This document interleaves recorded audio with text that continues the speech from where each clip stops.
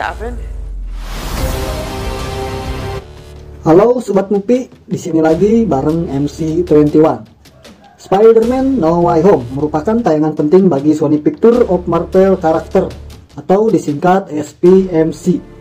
Lantaran dari sini Sony Pictures akan mulai mengangkat karakter komik Marvel yang satu sama lain saling terkait. Jadi bisa dibilang film ini merupakan hasil kerjasama antara Marvel Cinematic Universe dan juga Sony Pictures. What do I owe the pleasure? Hello, Peter. Konsep dari film Spider-Man No Way Home ini akan mirip seperti Marvel Cinematic Universe, di mana setiap film yang ditayangkan akan memiliki urutan cerita berdasarkan dari superhero-nya. Different lives.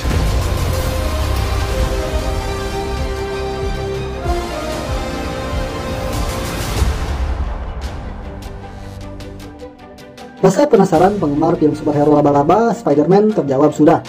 Marvel Cinematic Universe resmi merilis judul sequel ketiga film garapan mereka, yakni Spider-Man No Way Home. Kata home menjadi ciri khas setelah sebelumnya Marvel juga merilis Spider-Man Homecoming tahun 2017 dan Spider-Man Far From Home tahun 2019. Alur cerita Spider-Man No Way Home diperkirakan sangat dipengaruhi sequel sebelumnya, yakni Spider-Man Far From Home. Berdasarkan pada twist ending sequel kedua, mimpi buruk Peter Parker menjadi kenyataan, yakni rahasianya terungkap. Akibatnya, orang yang dia cintai harus menanggung akibat atas tindakannya menjadi superhero. Kemudian cerita Spider-Man dari Marvel ini, Peter masih dikenal sebagai pahlawan sesuai dengan Scopia Accord yang didukung pahlawan Avenger untuk membersihkan namanya.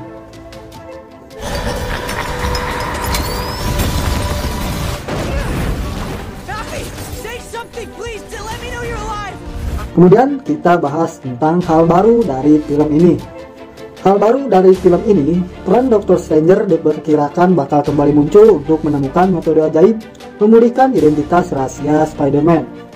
Seperti terlihat dalam trailernya, Peter Parker menghadapi masalah besar setelah identitasnya sebagai Spider-Man diungkap oleh Mysterio. Juga kemunculan para penjahat lama dari Spider-Man versi Tobey Maguire dan Andrew Garfield yang akan ikut meramaikan film Spider-Man No Way Home ini. Satu pertanyaannya, apakah Tobey Maguire dan Andrew Garfield akan hadir juga di film ini? Seperti yang sudah muncul kabar, bahwa Spider-Man No Way Home akan memunculkan banyak flashback dari film sequel sebelumnya, yang sebenarnya beda versi dari versi yang sekarang. Dari kemunculan kembali para penjahat lama seperti Green Goblin, Dr. Octopus, dan Sandman yang pertama kali muncul di film Spider-Man versi Tobey Maguire, dan juga Electro yang menjadi musuh di Spider-Man versi Andrew Garfield.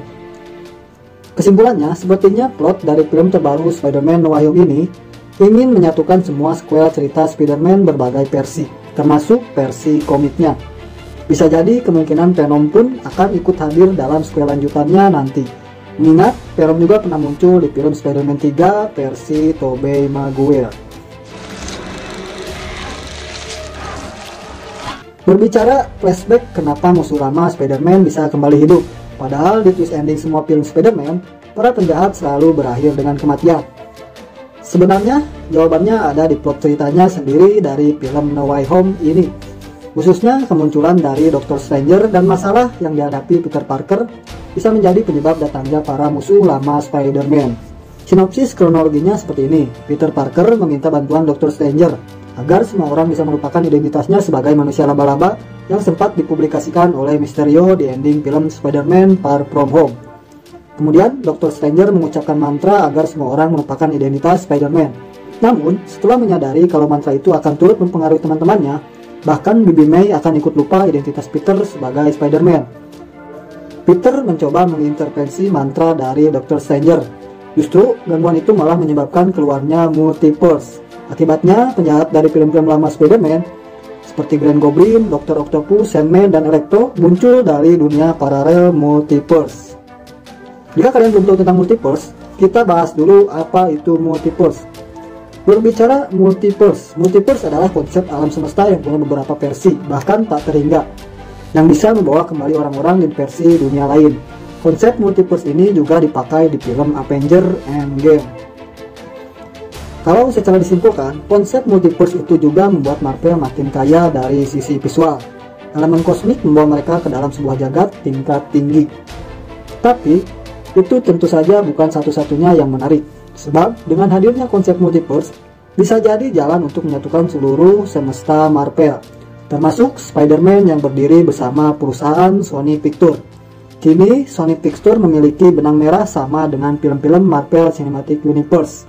Singkatnya, multiverse menyatukan dua elemen bisnis perusahaan film, yakni Marvel Cinematic Universe dan juga Sony Pictures. You told me you were just a kid. Nah, sekarang kita bahas teori karakter dari Doctor Stranger yang muncul di film Spider-Man No Way Home ini. Pada teori yang pertama, Doctor Stranger sebenarnya tidak peduli dengan nasib Peter Parker. Doctor Stranger hanya penasaran dengan mantra-mantra yang belum pernah ia gunakan sebelumnya. Sebagaimana diketahui, Doctor Stranger memiliki rasa penasaran yang tinggi akan ilmu pengetahuannya. Namun, akhirnya Doctor Stranger mau membantu Peter Parker karena peduli terhadap nasib anak muda yang harus menanggung resiko besar sebagai pahlawan super. Kemudian kita bahas teori kedua, munculnya musuh lama Spider-Man, Dr. Octopus. Bagi para pecinta film Marvel yang sudah sering kali nonton film Marvel tentu tidak akan asing dengan karakter Dr. Octopus ini. Pasalnya, musuh utama Peter Parker ini direncanakan akan kembali dalam film trilogi ketiga Peter Parker. Sama seperti di film Spider-Man 2, Alfred Molina masih memerankan tokoh Dr. Octopus yang dikenal dengan tentakel mekaniknya. Kemudian Green Goblin. Green Goblin menjadi musuh kedua yang akan muncul dalam film trilogi ketiga Peter Parker. Tetapi uniknya, tidak ada sosok Green Goblin yang muncul dalam trailer yang dibagikan oleh Sony Pictures tersebut.